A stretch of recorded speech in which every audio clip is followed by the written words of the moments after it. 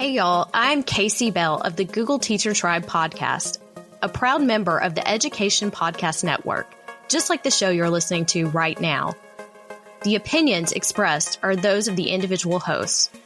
Make sure you check out all the other great podcasts at edupodcastnetwork.com and get ready because the learning begins in 3, 2, 1.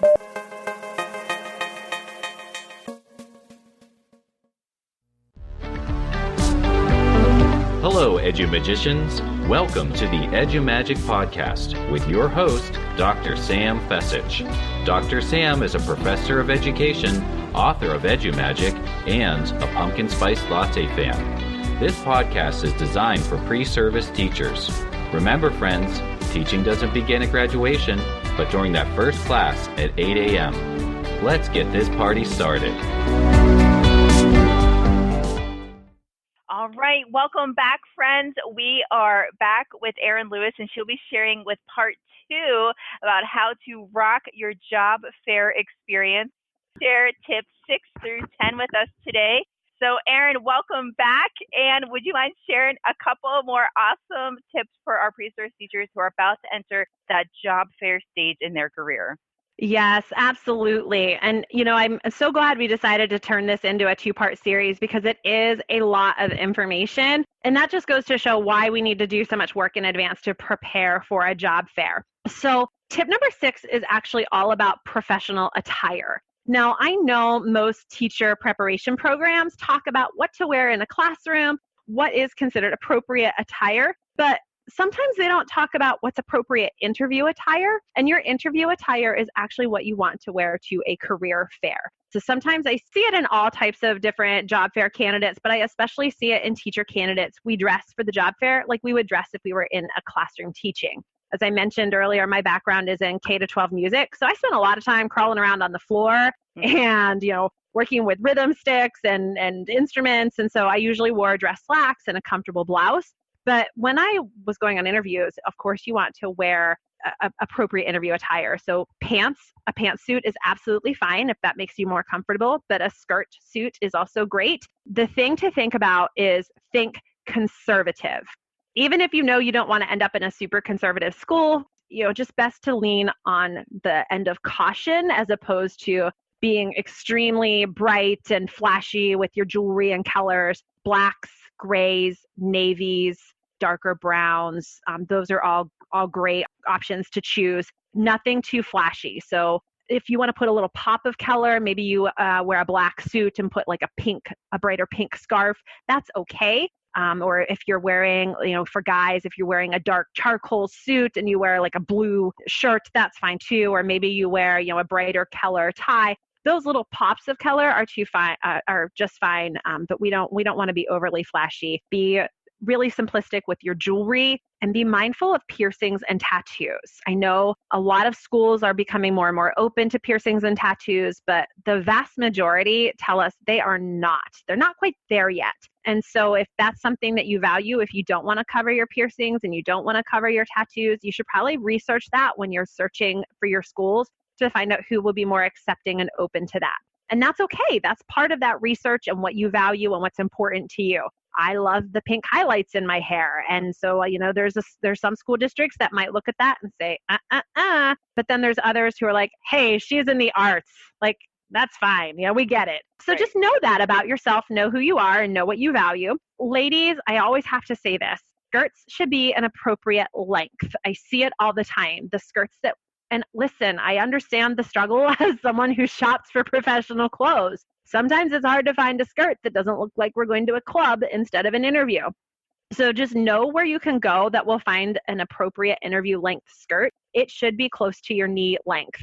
And it shouldn't be too short. And the blouses should be school appropriate and not too low cut. We want to be very mindful of that. Also remember that job fairs, you're going to be doing a lot of walking and you need to be comfortable. So avoid heels that are overly high, avoid shoes that are extremely uncomfortable, because by the end of the day, you will regret that with every ounce of your being.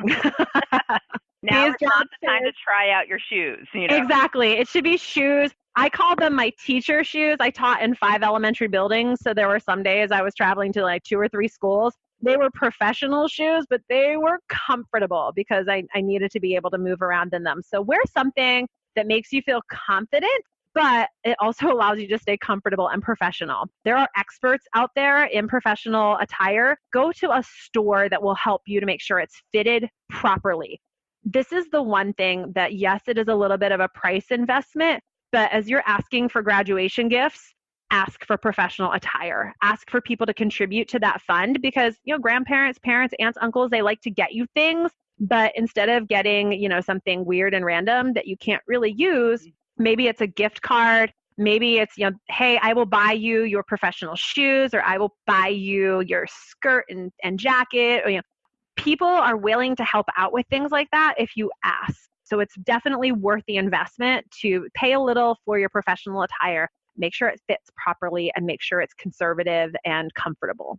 Excellent. Thank you so much. And our second tip for today is show initiative. Yay! All right. All of us have been in front of a classroom and, that Monday morning first period class or first class of the day where everybody kind of looks like they don't want to be there. They aren't excited about it at all. If you've ever taught, high school, you know what I'm talking about. So you want to arrive early to your job fair. You want to give yourself time to get acclimated with the environment. Give yourself time to find the student lounge. Some job fairs even host workshops about how to work a job fair. And even though you're listening to this podcast, great to go to those because it could be a networking opportunity. Mm-hmm.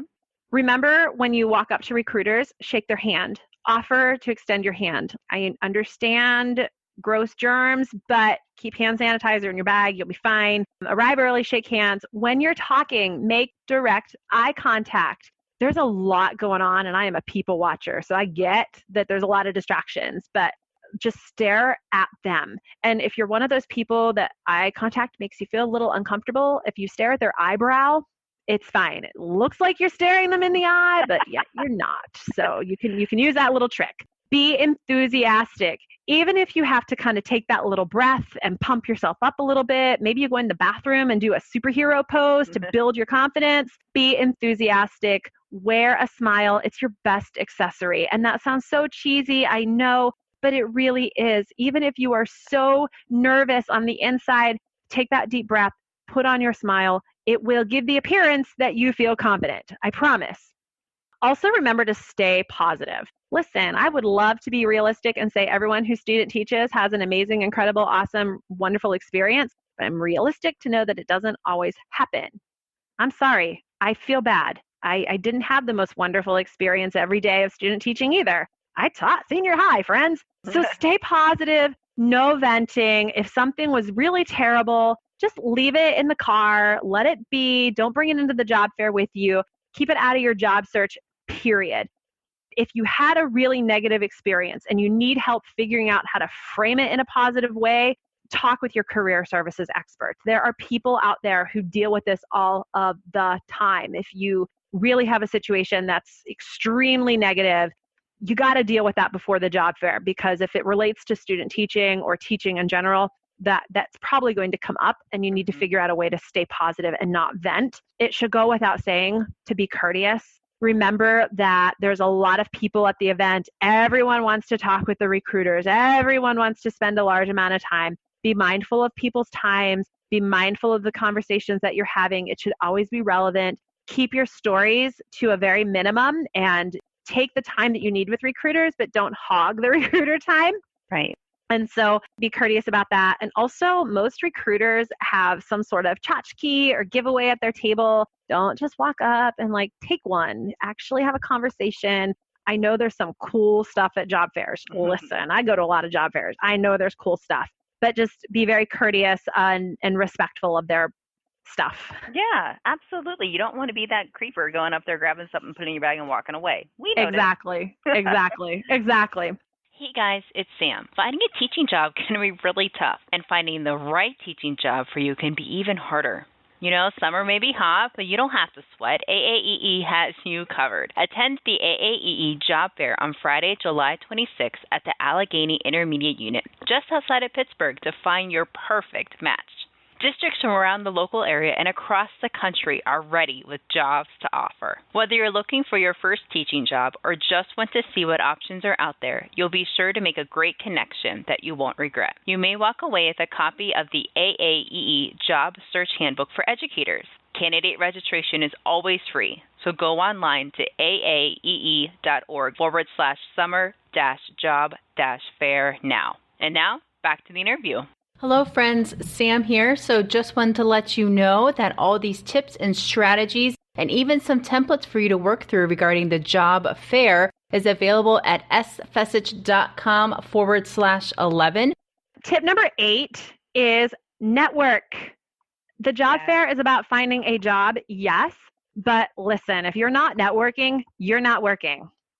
Network, network, network. And that goes whether it's a job fair, whether it's a conference, whether you are going to a professional development day at your school, you're always networking. Collect business cards from everyone you meet at the job fair and then take notes on how you met. Was it a recruiter? Sometimes it might be you met an alumni from your school and you didn't even know they were going to be there, and maybe you're not interested in the job at their school, but you want to talk with them anyway. That's when it's good to have your business cards, right? So take those notes, how you met. You think you'll remember, but I promise you won't. You won't.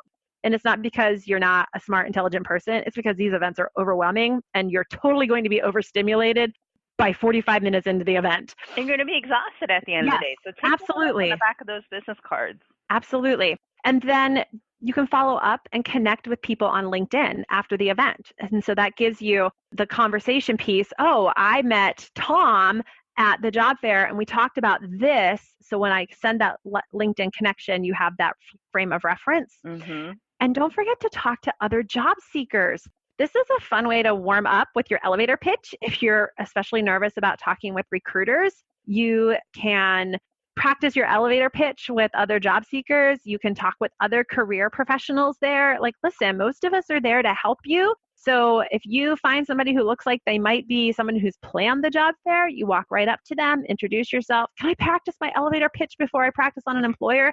I promise you, we're all going to listen. Mm-hmm.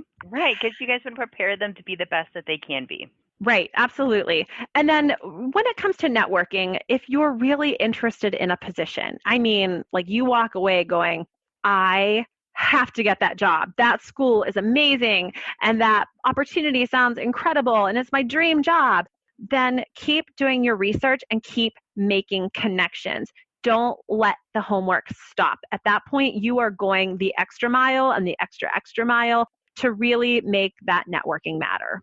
And what does that look like if someone wants to go that extra mile? Well, tip number 9 is all about taking notes, because remember, we're going to collect business cards and take notes and all that great stuff. So it comes down to remembering who you talked with and what you talked about and figuring out what the next steps are in the application process. So if you're looking at going the extra mile in regards to networking, once you connect with that recruiter on LinkedIn, maybe letting them know that you applied online. So it could be as simple as you talked about applying online. I just wanted to let you know I've applied online, I've submitted this, or I did this. I also wanted you to know that you suggested I reach out to so-and-so. I did that. I can't wait to hear back from them. So it's kind of showing that initiative and following up with what you said you would do or what they recommended you would do. And did you schedule an interview? Some job fairs do allow opportunities to interview. So what time is your interview? When? Is it that day? Is it later on? Where? Is it virtual? Is it in a particular room? Is it at another location? Is it back at their booth? Those are all things that you want to make sure you fully, clearly understand. I know the one job fair that we have in the Pittsburgh area does allow for on-site interviewing, but sometimes it's in a separate room and sometimes it's at the booth. And I've known candidates who have missed their interviews because they didn't clarify the location of the interview. So that's really heartbreaking. And it's a simple thing that we can avoid if we take good notes and write things down. Also, note specific employer information sessions. And this goes back to that extra mile. Even though you might think, I've done so much research, I know everything about this school. If they host a virtual information session, attend it. Even if you feel like you're not going to learn anything new, it keeps you on their radar. And at this point, that's what you're looking at. You want to stay in their mind.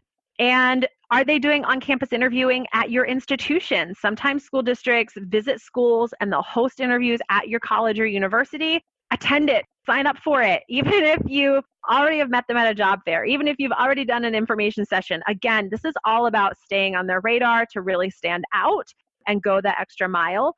Are there projected hiring dates that might affect you? So for example, we know that we have 5 people retiring. We don't know when that's going to be. We probably won't be making a decision until August 1st. Well, in July sometime, you want to follow up and say, I just wanted to follow up to see how things were going with your hiring process. You mentioned an August 1st date of knowing. I know we're approaching that, so I was just checking to see if you need additional information from me. Again, it's as simple as just going the extra mile. Did something really stand out for you? Did you talk about something that just made your heart sing? Did you talk about something that really aligned with your experiences? Did you learn new information? Write it down. You will not be able to take advantage of information if you don't write it down. And while you are an amazing edu-magician, there's no need to overload your brain with information that it doesn't need to remember, right? We tell our students all the time, take notes, write this down, be a good student. Go off to the side after you talk with your recruiter, write everything down immediately. So I just get done talking with the recruiter. I step off to the side where they can't see me. Sometimes there's a student lounge. Sometimes it's really far away. So just go out of their sight, write down everything immediately, then review the information for the next place you plan to walk to and talk to and proceed. And you do that same process. You talk, go off to the side, take notes, write it down, review the next place, and then present your elevator pitch. Go off to the side, write it down. You rinse and repeat throughout the entire day. I promise you, you will have friends who don't do this because they didn't listen to the podcast, and they will be overloaded at the end of the day. They'll be like, okay, I talked to which school? What one said to follow up? Which one said to do this? Which one said to do that? I mean, it's like going to all of your classes throughout the day, not writing down any homework that you have, and at 6 o'clock at night trying to remember what happened at 9 o'clock in the morning. Crazy. Why would you do that to yourself? Don't. So, take really good notes. Be a good student, be a good learner, and that allows your brain to be free and focus on the recruiter at hand.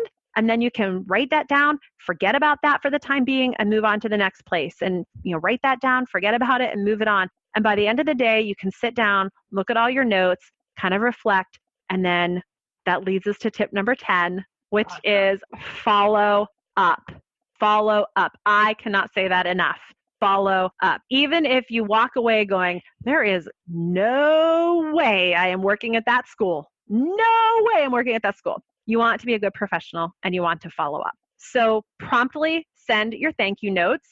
Handwritten thank you notes are magical. Think about how they make you feel when you get a handwritten thank you note. It shows you care and it shows that you go the extra step. And isn't that the kind of educator you want to be? It shows appreciation for the time that they took to talk with you. And quite honestly, writing thank you notes is just an excellent professional habit to have. Did you need to apply online? Did you need to complete an application? Did you need to do some sort of next step of action? If you're serious about the opportunity, you need to do it in a timely fashion. Fun fact, I just talked with a recruiter not that long ago who said they talked to hundreds of applicants at a job fair, and there's several people they want to follow up with after the event. But in order to make them an official applicant or candidate or somebody that they can follow up with, they have to apply online. 80% of the applicants that they would like to follow up with do not take that next step and apply online. 80%!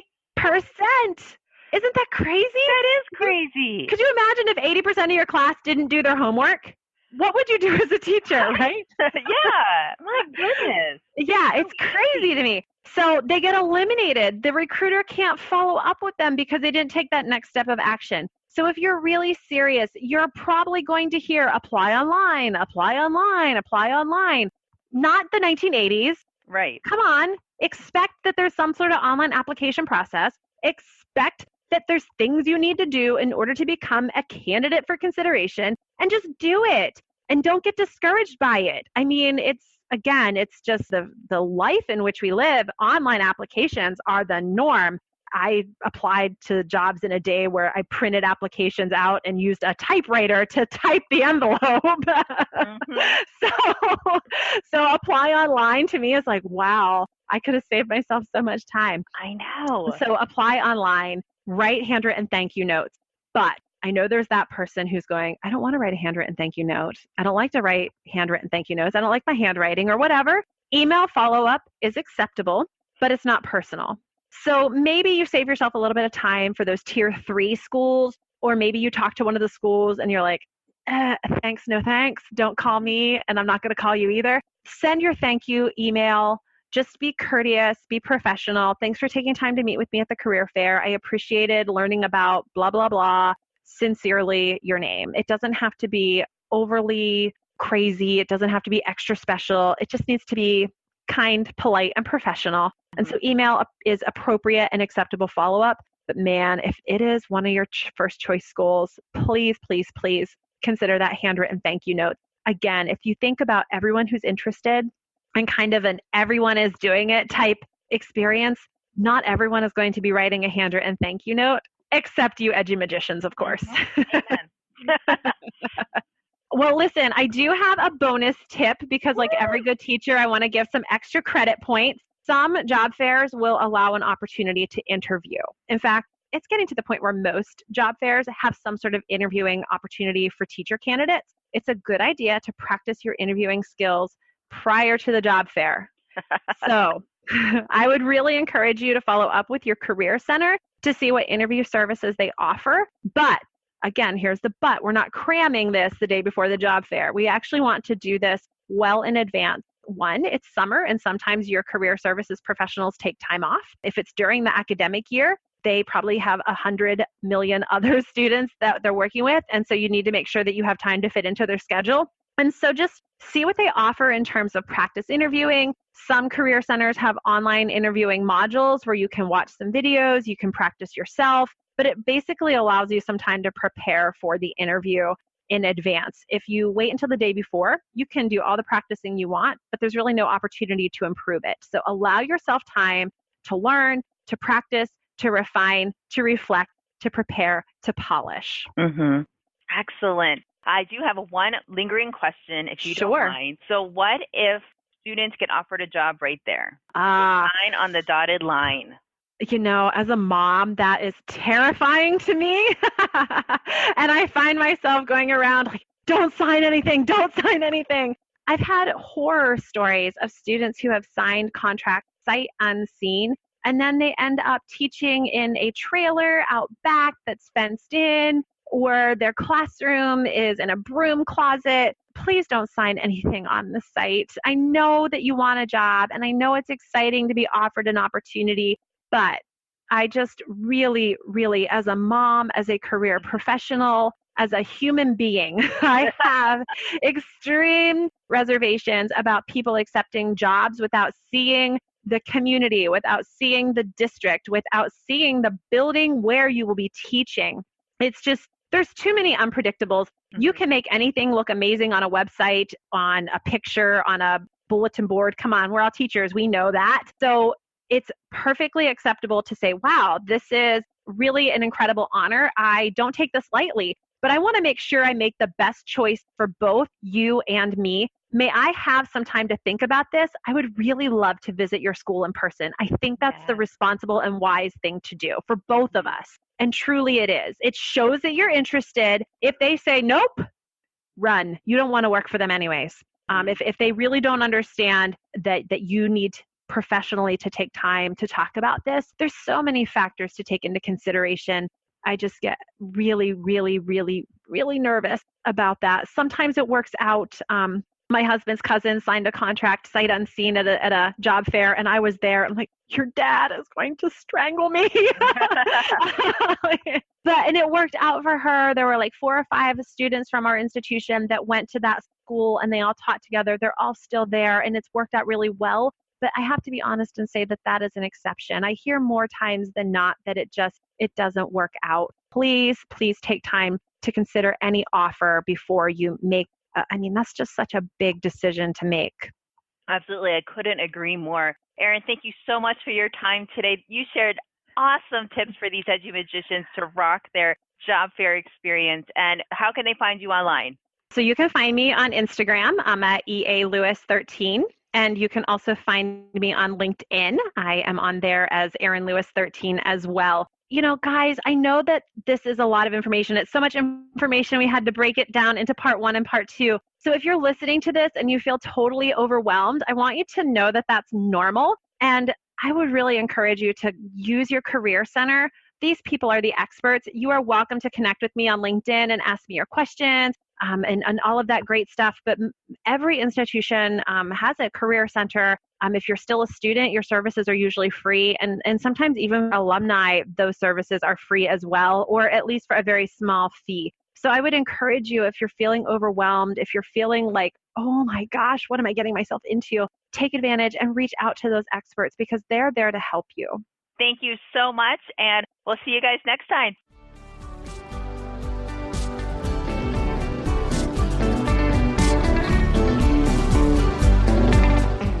There you have it, EduMagicians. If you enjoyed this episode, please subscribe and share it with your friends. For more EduMagic, check out sfessage.com and follow Dr. Sam on Twitter and Instagram at sfessage. Until next time, you have the EduMagic within you.